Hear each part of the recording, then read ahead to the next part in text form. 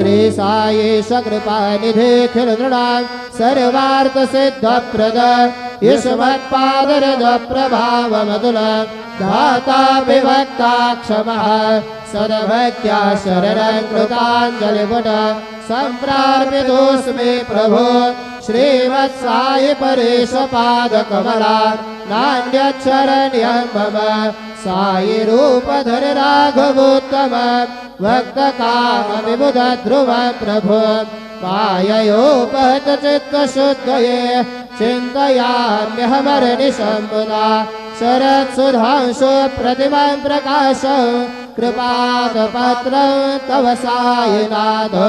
त्वदीयपादाब्जसमाश्रितानां स्वच्छाययातापमपाकरोतु उपासनादेव Sainath सवैर्मयोपा